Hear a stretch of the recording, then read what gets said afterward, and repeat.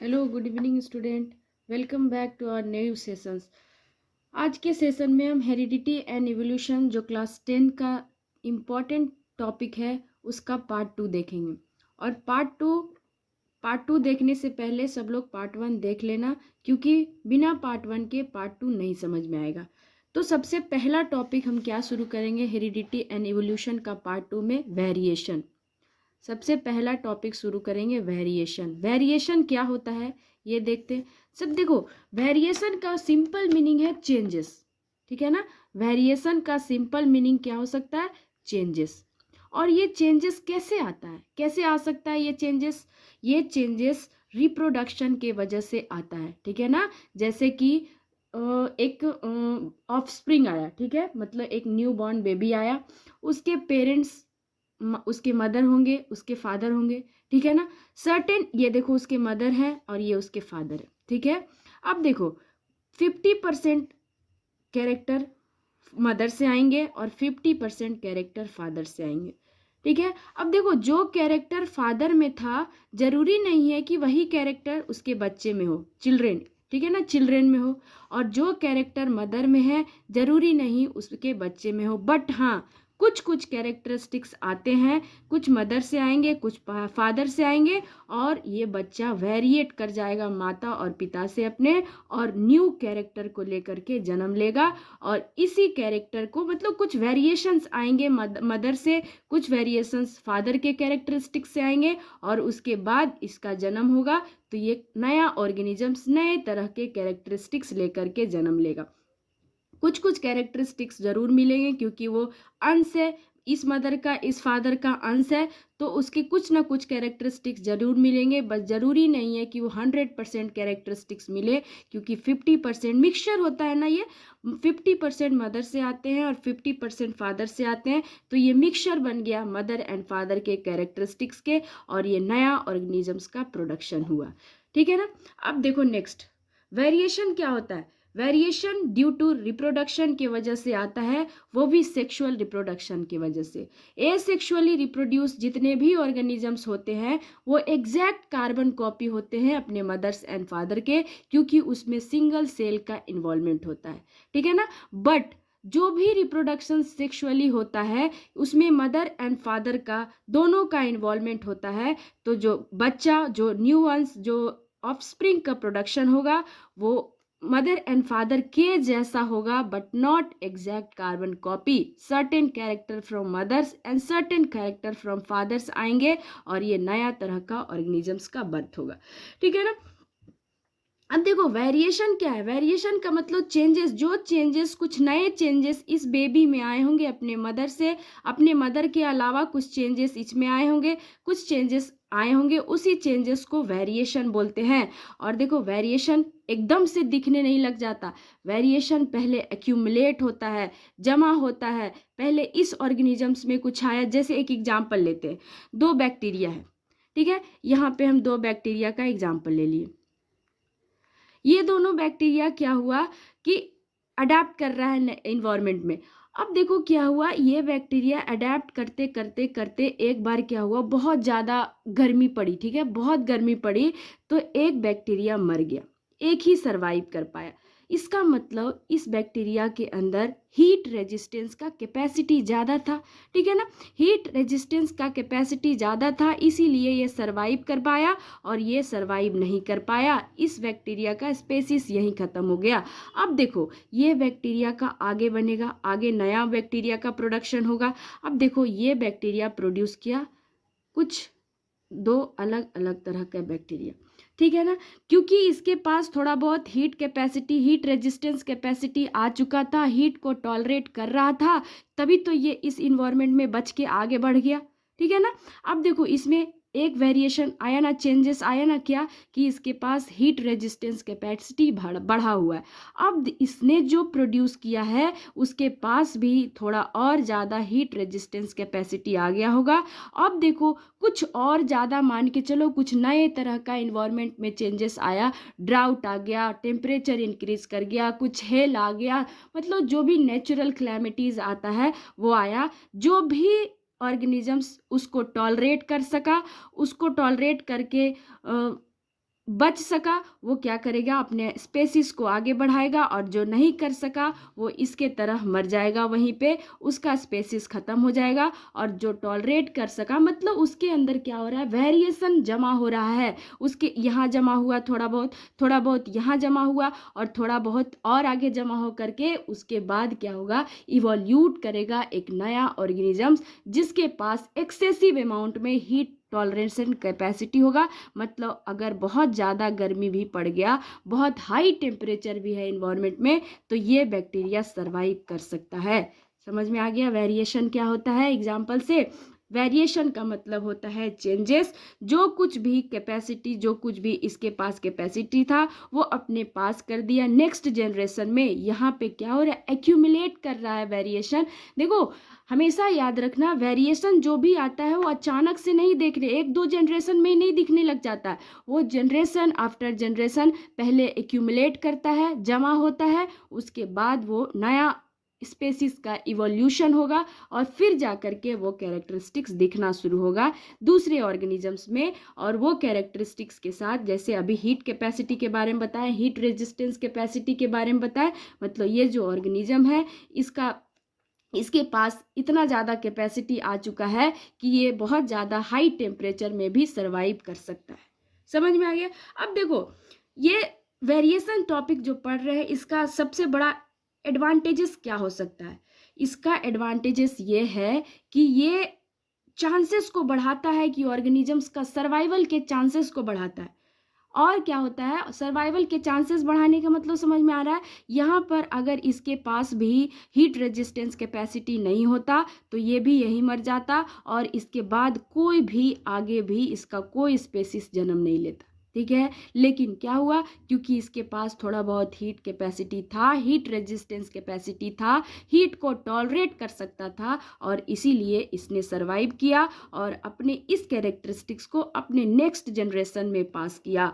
समझ में आ रहा है क्या हो सकता है एडवांटेजेस वेरिएशन का। वेरिएशन होना जरूरी है, क्योंकि वेरिएशन नहीं होगा तो स्पेसीज खत्म हो जाएंगे।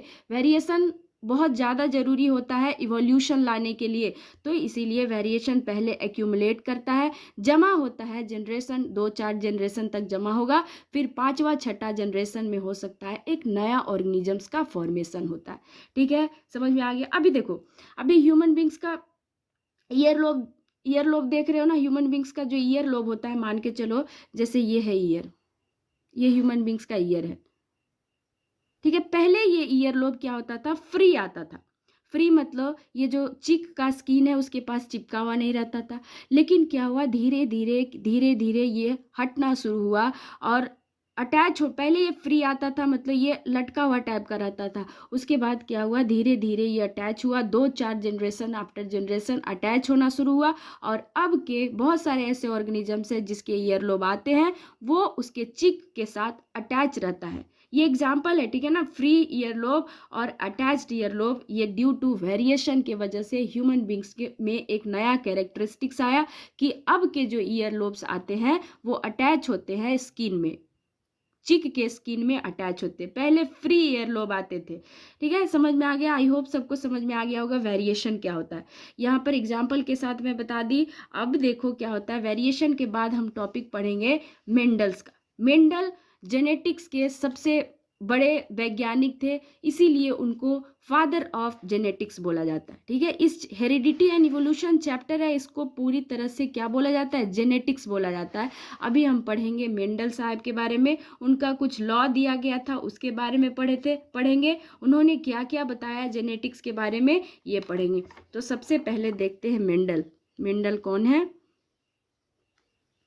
इनका नाम है जॉर्ज मेंडल, इनका पूरा नाम है जॉर्ज मेंडल। ये जो मेंडल है इनको बोला जाता है फादर ऑफ जेनेटिक्स। क्या बोला जाता है, फादर ऑफ जेनेटिक्स। ये जो चैप्टर पढ़ रहे हैं उसको हम लोग जेनेटिक्स ही बोलते हैं, तो मेंडल साहब को फादर ऑफ जेनेटिक्स बोला जाता है। इन्होंने कुछ रूल्स दिए हैं, कुछ लॉ दिए हैं, तो उनके रूल को बोला जाता है rules for the inheritance. Inheritance पहला पार्ट में बता चुके हैं डेफिनेशन इनहेरिटेंस का। इनहेरिटेंस क्या होता है, वो पासिंग मतलब कुछ कैरेक्टरिस्टिक्स का passing from one generation to the other generation, उसको बोलते हैं इनहेरिटेंस, ठीक है ना। तो देखो मेंडल ने कुछ कंट्रीब्यूशन किया था, कुछ कैरेक्टरिस्टिक्स देखा था पी प्लांट में, उन्होंने उसके बारे में कुछ बताया, और क्या क्या बताया ये पढ़ेंगे, और उसके बाद उन्होंने क्या लॉ दिया है ये पढ़ेंगे। उससे पहले हम एक चीज जानना चाहेंगे कि डोमिनेंट और रिसेसिव का मतलब क्या होता है। डोमिनेंट का मतलब क्या होता है और रिसेसिव का मतलब क्या होता है।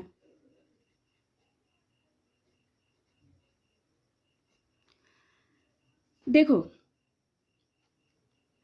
अभी बोलते हैं ना कि पहले पहले के जमाना में जो इन्वायरमेंट था वो पुरुष प्रधान था। पुरुष प्रधान मतलब मेल डोमिनेंट सोसाइटी था हमारा, मतलब जो भी था मेल ही था। स्त्री लोग का, विमेन लोग का कोई अस्तित्व नहीं था, ठीक है ना। तो वैसे ही जैसे कि पुरुष प्रधान देश था, पुरुष प्रधान मतलब पुरुष ही जो बोलते थे वही किया जाता था। यहाँ पर डोमिनेंट का मतलब भी सेम वैसा ही होता है। यहाँ पर देखो मेंडल ने कुछ कैरेक्टरिस्टिक्स लिया, जैसे एग्जाम्पल से देखते हैं, ठीक है ना। जैसे टॉल, पी प्लांट के कैरेक्टरिस्टिक्स को देखा, जैसे देखा कि हाइट क्या है, हाइट में उन्होंने लिया टॉल लिया, और अगर ये टॉल है प्लांट, जो छोटा होगा उसको क्या बोलेंगे, ड्वार्फ बोलेंगे, ठीक है ना, उसको ड्वार्फ बोलेंगे। अब देखो टॉल के लिए उन्होंने एक कोड वर्ड यूज किया जिसको बोलते हैं टी। अब देखो टॉल है तो कुछ तो इसको एडवांटेजेस देना चाहिए ना, तो ये कैपिटल टी से शुरू हुआ। अब देखो, अब ड्वार्फ इसी के उल्टा है ना, ड्वार्फ एक हो गया टॉल और इसी के उल्टा हो गया ड्वार्फ, तो ड्वार्फ के लिए उन्होंने स्मॉल टी को लिया, ठीक है, ताकि पता चले कि इसी का ये कॉन्ट्रास्टिंग ट्रेट है, मतलब एक टॉल है तो दूसरा ड्वार्फ है। टॉल के लिए उन्होंने कैपिटल टी लिया, ड्वार्फ के लिए उन्होंने स्मॉल टी लिया।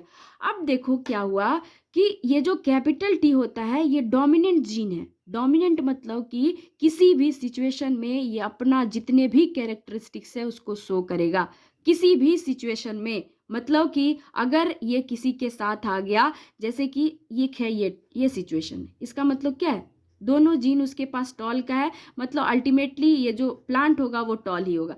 बट यहाँ देखो, यहाँ पर एक जीन है डोमिनेंट का और एक जीन है, एक कैपिटल टी है, एक जीन है ड्वार्फ का। मतलब तुम ही लोग सोच के बताओ कि एक है उसके पास टॉलनेस का जीन और एक है ड्वार्फनेस का जीन, तो जो प्लांट का प्रोडक्शन होगा उसका हाइट कैसा होगा, मिडिल में होगा, मिडिल में होगा नहीं।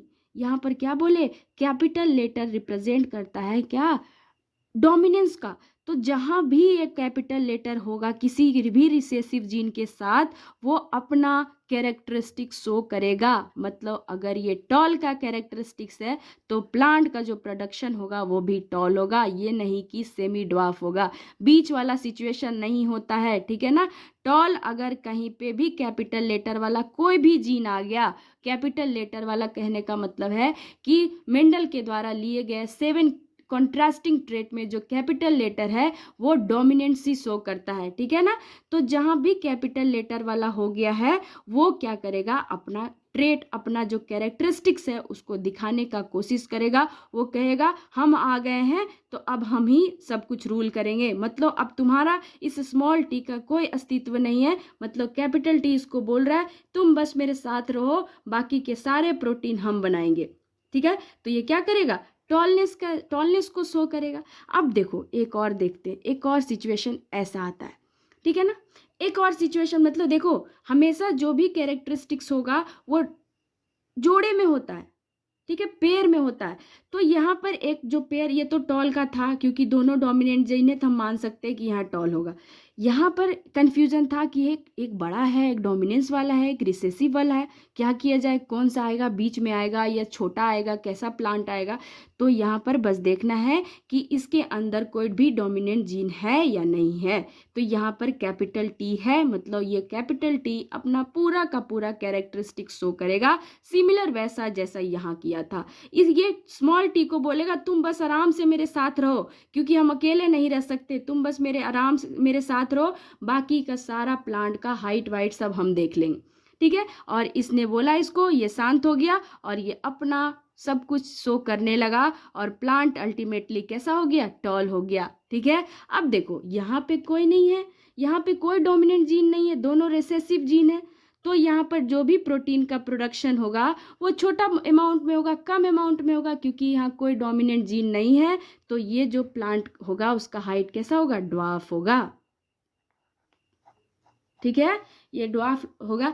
अब देखो, आई होप सबको समझ में आ गया होगा डोमिनेंस क्या होता है। डोमिनेंस मतलब किसी के ऊपर अपना चलती चलाना, कि हम हैं तो तुम्हारा कोई काम नहीं है। जैसे यहाँ पे क्या हुआ, यहाँ पर तो सबको समझ में आ गया होगा, यहाँ भी समझ में आ गया होगा। यहाँ पर देखो, यहाँ एक कैपिटल टी है, मतलब एक डोमिनेंट जीन है, एक रेसेसिव जीन है। अब लोगों को लग रहा होगा कि पता नहीं ये जो प्लांट का हाइट होगा वो टॉल होगा, या बीच में होगा सेमी ड्वार्फ होगा, या ड्वार्फ होगा, क्योंकि ड्वार्फ वाला भी जीन है और टॉलनेस वाला भी जीन है इसके अंदर। ठीक, क्योंकि यहाँ पे बता दिए टॉल का मतलब टी होता है, ड्वार्फ का मतलब टी, ये स्मॉल टी होता है।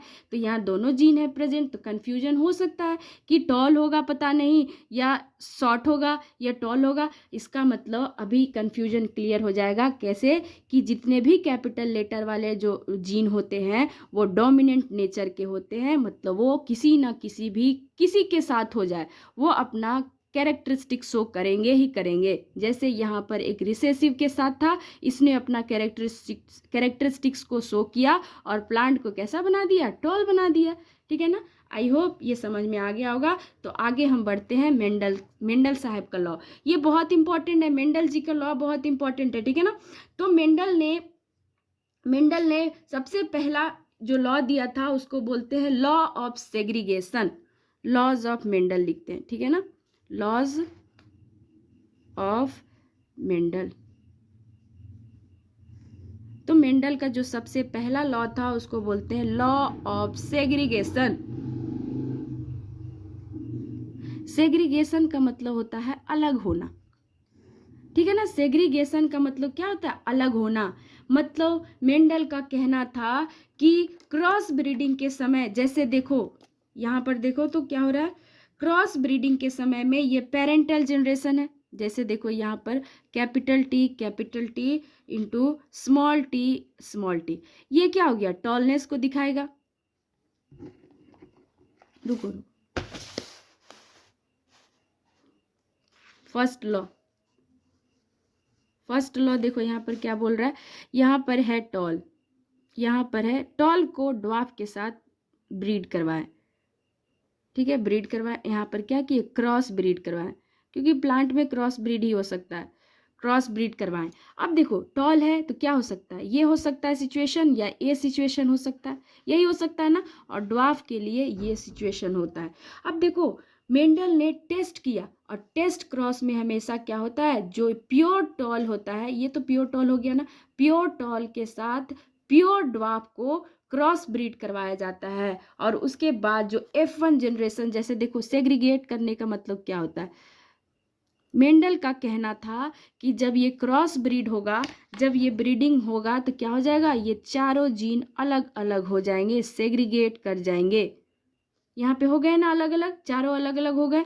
यहाँ पर कैपिटल टी अलग हो गए, इस कैपिटल टी अलग हो गए, ये स्मॉल टी अलग हो गया, ये स्मॉल टी अलग हो गया। अब देखो चारों अलग हो गया, यहाँ से पहले साथ में था, अब ये अलग हो गया। अब देखो कैसा कैसा कैरेक्टरिस्टिक शो करेगा। इसके बाद जो प्लांट का प्रोडक्शन होगा वो F1 जनरेशन में, F1 का मतलब होता है फर्स्ट फिलियल जनरेशन, मतलब कि पहली बार जब क्रॉस ब्रीड करवाएं तो जो पहला जनरेशन बना वो उसका कैसा आउटकम है।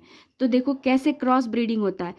ये जैसे मल्टीप्लाई करते हैं ना सब लोग, पहले देखो क्या करते हैं, जैसे दो तरह का मल्टीप्लाई होता है तो एक के साथ पहले दोनों का कर लेते हैं।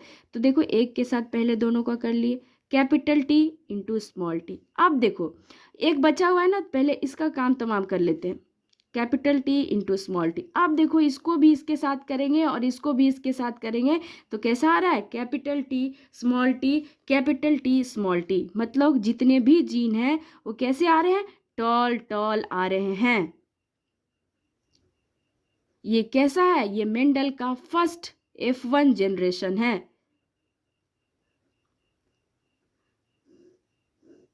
लॉ ऑफ सेग्रीगेशन समझ में आ गया। देखो पहले क्या बताएं कि जो भी ट्रेट होते हैं वो पेयर में होते हैं। सेग्रीगेशन का मतलब होता है अलग होना। तो क्रॉस ब्रीडिंग जब हम करवाएं तो ये क्या हो गए, अलग हो गए, और उसके बाद सेग्रीगेट किया, उसके बाद जुड़ गया जा करके अपने कॉन्ट्रास्टिंग जिसके साथ जुड़ना था उसके साथ जुड़ गया जा करके।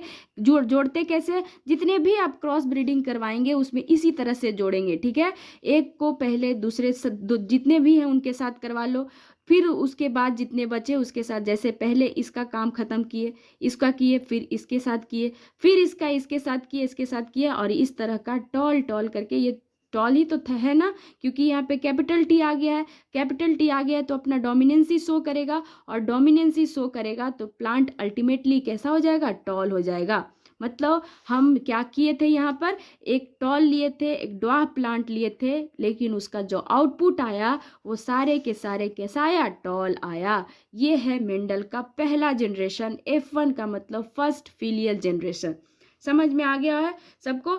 आज के लिए इतना ही रहने देते हैं। हम नेक्स्ट क्लास में पढ़ेंगे मेंडल का सेकेंड लॉ, और मेंडल का डाई हाइब्रिड, ये मोनो हाइब्रिड क्रॉस का है। उसके बाद मेंडल का डाई हाइब्रिड क्रॉस में देखेंगे क्या क्या है, क्या क्या उन्होंने बताया। आज के लिए इतना ही रहने देते हैं। Thank you for watching the video. Please इस वीडियो को जितना हो सके उतना शेयर करें, चैनल को सब्सक्राइब करें, वीडियो को लाइक करें, एंड अपना वैल्यूबल कमेंट दें। Thank you so much.